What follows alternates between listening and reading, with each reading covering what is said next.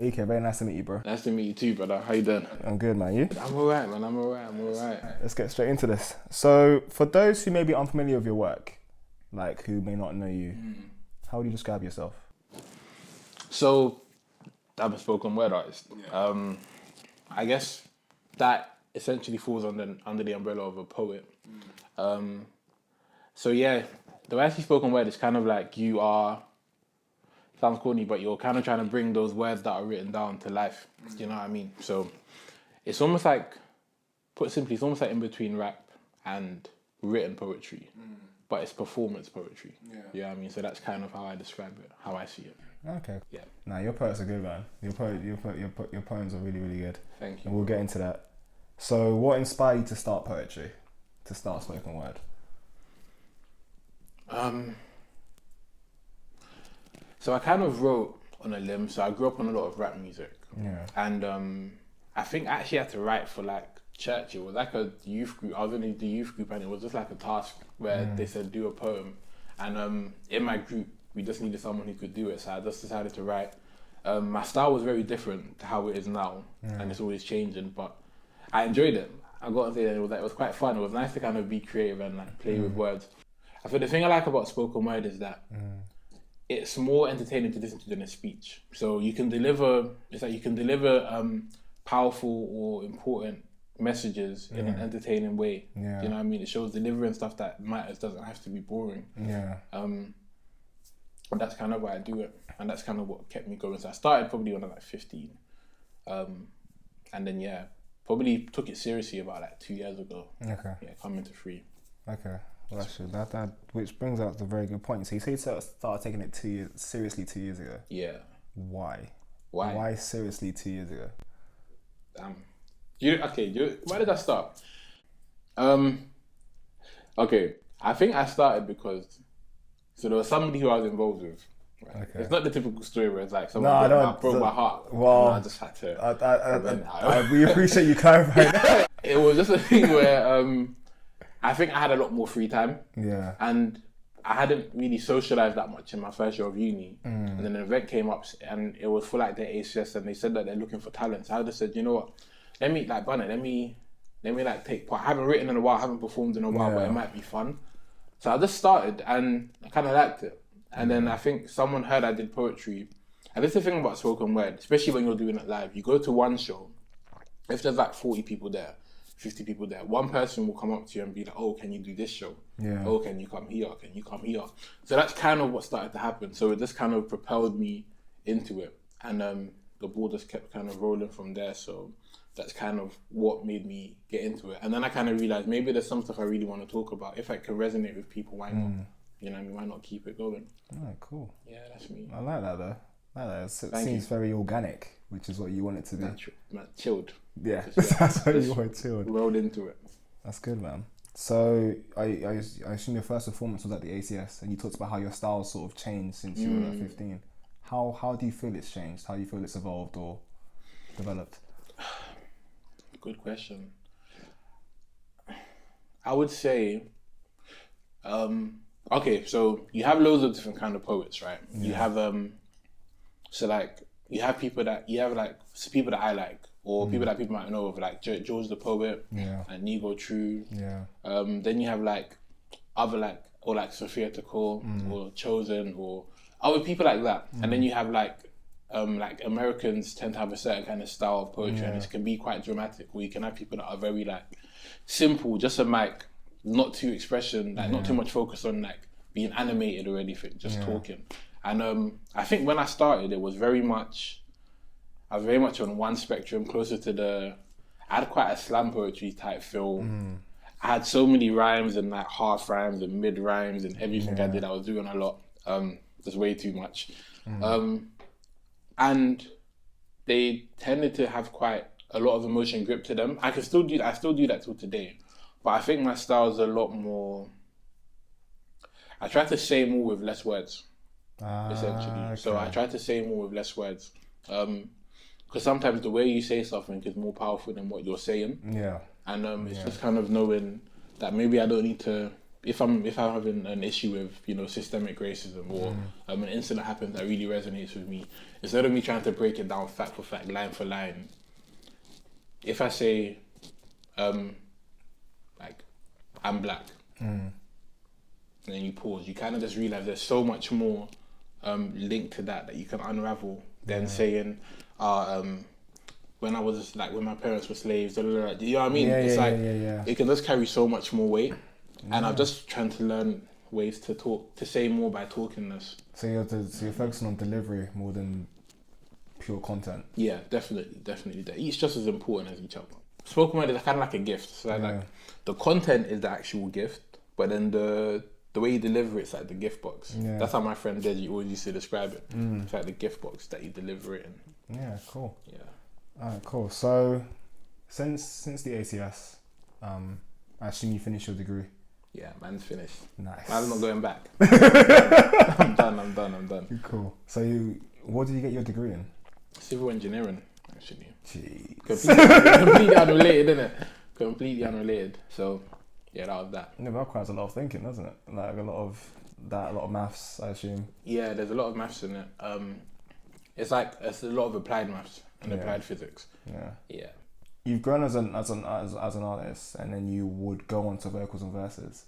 How did that situation arise? So that you were with Gani B and Benjamin Bennett, yeah. So a lot of my shows, most of them, because I went to uni in the Midlands, so I went to Derby. I did more uni stuff. So I did like a lot of uni stuff, like so in different like obviously unis, whether that be for student unions or ACSs or just other like societies. So it's like I almost had a hold on the uni stuff. Like literally I was grateful. I was lucky enough. I went to like Loughborough, Leicester, Nottingham, like lots of places like in the area. But I'd never really done much in London because I was in uni. Because I was in uni. Of course.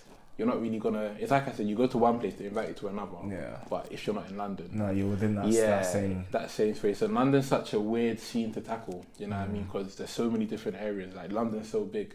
So, anyways, I think I had gone to vocals and verses, and I did their verse off because I just thought it might be fun. My friend was like, shout out to Rookie. She was just like, yeah, like you're doing it. I'm putting your name down. I was like, I don't really want to. So I just went off. I just did it for fun. They asked you to like freestyle about. I had to freestyle about the weather because they were like winning them times. They have that game. Yeah, that game. So I did that, and so I remember I won that, and I remember that was good because I think I'd met Ben that day, who's the founder of Vocals and Verses. Shout out to Ben, and I think from there I just thought, I emailed in. I was like, people get a bit proud or cocky when you're like starting up, even if your content is amazing. If you haven't had time to kind of build that those skills or to your reputation or your name, which I'm still building every day, to be honest, like I really have a lot to do. But a lot of people, because they know they're good, there's the whole like they don't want to reach out. I was literally in my first show starting, I was just like, yeah, can I come here? Can I do this? But why do you think that is? Why do you think people do get to that stage where they get cocky or don't want to reach out, even if they're good, so to speak?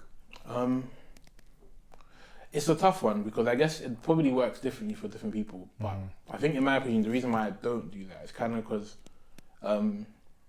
it's like, okay,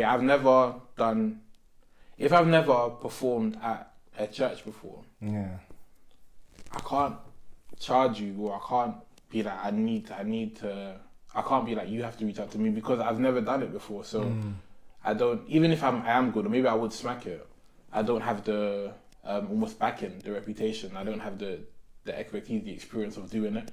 So let me be humble, let me learn, let me get a feel for the stage, let me understand what works and what doesn't. So at least I know now next time I go, I have that knowledge as to how to do it. But I think a lot of people, they just don't want to reach out because, and it's fair enough, it's each to their own, innit? But they just don't want to be that one that's like, let me get the practice in. For me, it was like, I need to practice. I need to learn what it's like to perform in front of 2 people or 200, you know what I mean? Or 500. I need to know how, I need to learn. So that's what I did in that first year. Still doing it, but I really, really made sure I just really reached out to people. And I networked. That's the key though. Networking is so key. It's so important. It's this who you know. A lot of times better than what you know. Do you know what Honestly, I think people underestimate the value of social capital. It's so important. I've seen it come through for me so many times. Explain social capital for those who may not know. Don't know what social capital is. So you have financial capital, is essentially you know, how much money you have, or how much money is at your disposal. For me, social capital is similar to networking, but I guess networking gives you social capital. So it's essentially having a framework, or almost like a kind of like plethora of like boxes that you can, or of people, or category of people, or not, that have different skill sets, knowledge, or their networks that you can now tap into whenever you need help, or whenever you need, there's something that you can't do. I had my event last week, but luckily we had met, and because we had met, it wasn't anything for you guys to like help me with the photos. You know what I mean? And that's a very small example of social capital. It's like someone who can reach out to you, and it's not necessarily for free or doing favors, nothing like that, but if I need a photographer, I kind of know who to go to because I've spent time networking. Because if I need people for my event or for an event I'm running, I know who to go to. If I need a speaker, if I need someone who's a business owner, if I need somebody who knows how to handle sound systems, do you know what I mean? It's so important because you need to know you can call on if you need a favor, if you need help, if you need general advice or knowledge. It comes from people that you've been nice to, people that you've gone out and you've spoken to. So let's go on to the project you're going to do from January. You're going away for 3 months? Yeah. Discuss that a little bit and discuss why you wanted to do it. Because it seems like going through, like speaking to you now, and you talk about social and talk about give and take, and then seeing your Twitter as well, like it's something that really touches you. So for those who don't know, and then obviously please donate if you can, it will be helpful. So go for it.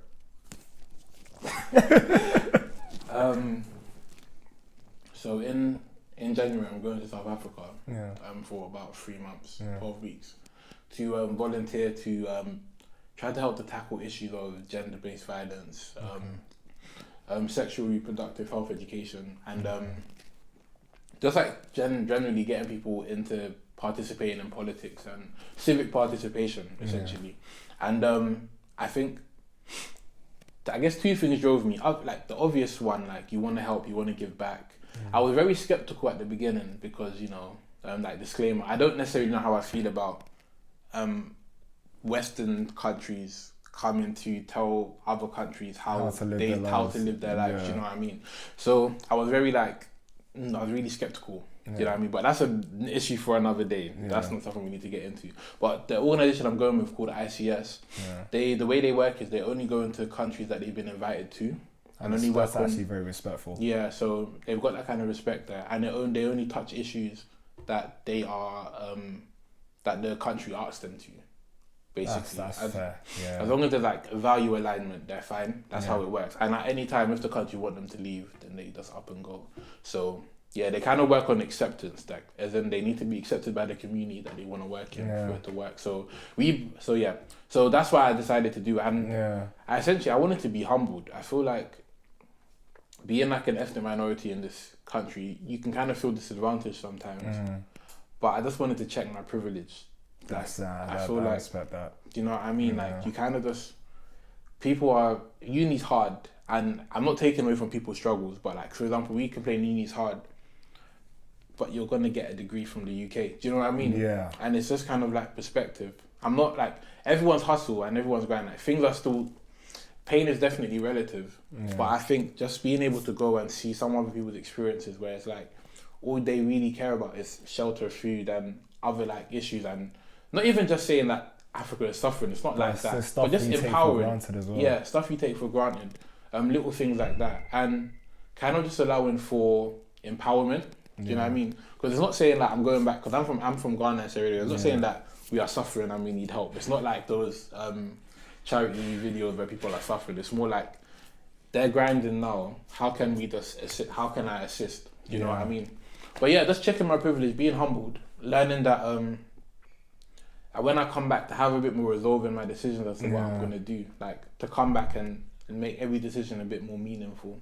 Because I've gone and I've seen that some people work very hard. And if they worked as hard as they did and they were like here, they probably would have been further than I am. So just kind of learning to appreciate where, like, what opportunities I have here, and also going to learn, because you can learn so much from other cultures and other people. Yeah. So that's kind of why I'm going. Cool, so. I respect that. For those you've heard, please donate. Every little helps in these situations like that. Definitely. Much love in advance. Cool. How have you been able to navigate London, so to speak? Still navigating. I've been quite like fortunate in the sense that so in like when I was at uni, it came to a stage where I had to like really relax, because I was in third year, but I was doing about 2 shows a week. Oh wow. And it wouldn't just be like in the area, it'd be like in another place. So you had to travel as well. Yeah, but I enjoyed it. I can't front, it was fun. Yeah. But when I came to London, you don't get as many, or I wasn't getting as many. I was maybe having like maybe 2-3 a month or something like that. And I was still grateful for them, but I'm thinking, how do I now, as a poet, you want to perform more, what do I do? So I don't know how I navigated the space per se. I definitely know Vocal the Verses is one of my favourite platforms. It's just so cool. And it's not even just the lineup, always sit, it's the audience. The audience just let you be comfortable to do what you want, and they got your back, and it's really cool. So I've done, in London, there's been other events of like similar nature, some events at churches, and and this year working with musicians and stuff to kind of make my work a bit more accessible to everybody. How would you compare 2016, 2017? In terms of performance and growth as a performer?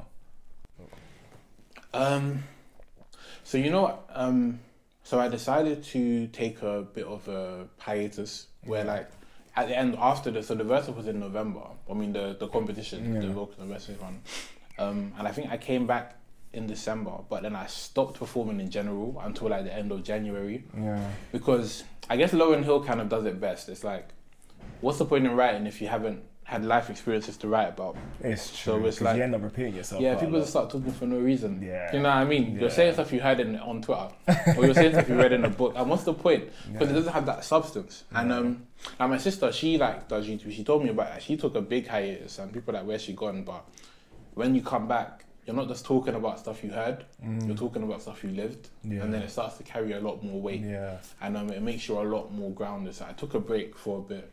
I like lost somebody close to me, and I think writing, and then I think performing it for like the first time kind of really showed me that poetry you can carry it so much more. Like I've always written for me. And I always write for me first. My thing is, I'm not going to write to impress you. I'm going to write for myself.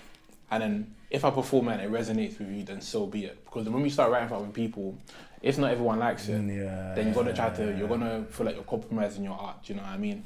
So that's not me. But definitely, I kind of learned that. So I became a lot more secure on the stage. But almost like secure by being able to be vulnerable. I wasn't trying to impress people. But being able to show parts of myself to really allow people to connect with me. Yeah. It's like that kind of being vulnerable in that sense was a sign that I was more secure with delivering, because I didn't mind what I was delivering. I was okay with it. I didn't care how I was perceived, because I wanted my art to speak for me. Yeah. So yeah, that's kind of what it's been. Now I've met some cool people. I guess so. I think that Too Funny for TV slash Vocal the Verses, met A-Dot, met Mo the Comedian. Yeah. That has to be on the same lineup as them. Jermaine Douglas. I met like loads of people this year actually through like just being networking and other stuff. Nigo, Naya, other ones. There people. If I start naming people will feel like I left them out. You always miss out 2 or 3 people. Yeah. Man didn't leave you out. He didn't leave you out, guys. He's gonna give you like a general shout out. It's fine. Honestly. It's blessed. But I've met some cool people. Cool. We appreciate that. I remember that performance actually, because I was at that show. And I just lost my grandma like 2 months before. So that resonated, like in terms of you actually being able to talk about it on stage. I hadn't discussed my situation that much at all. Like, I didn't take time off work. I just kind of was like, my mom's dealing with it. Let me just keep powering through. And then that was the first time you talked about it. I was like, oh. And it genuinely hit, so I was like, I was quite grateful for that actually. I love for that. I want to give you a hug. We'll do that after. But honestly, it's that kind of it will be for another, like, it will take too long, but it really taught me to, I guess as a man as well, you kind of have this, how do you define masculinity? You know, you need to be strong. But I really just like people saying I'm strong, but it was really just that I didn't know how to communicate. Yeah. You know what I mean? If you can't communicate emotionally, it doesn't mean you're strong. You've got a problem. Do you know what I mean? And that was me. I just didn't know how to communicate how I felt after. But then I mean, it was a tough experience. Like, it's a tough experience to get over. It's life changing. Like your life won't ever be the same when you lose someone so close. No. When you're on stage, you talk about speaking for yourself. What do you want the crowd to get? What do I want the crowd to get when I'm on stage? That depends on the piece. I want them to leave and ideally to not just enjoy the performance, but like to feel like they've really been like let in on something. Do you know what I mean? And to like the person behind the performance. Do you know what I mean? Just to kind of really.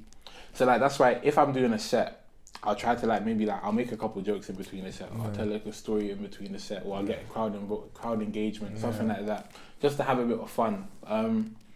But I kind of want them to leave with a quote. I add wordplay to a lot of my stuff because it just makes it easy for people to remember stuff as well, and it's nice to. I like wordplay. It's just kind of like my thing.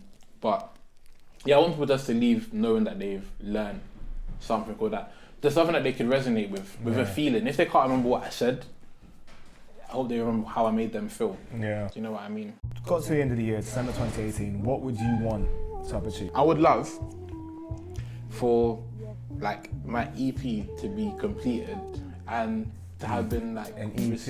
An EP, yeah, like quality. Like a sick EP. Yeah. Potentially even 2, and have it received by everyone. Yeah. Really well. That's what I would want to just have like my little mark in you know in history.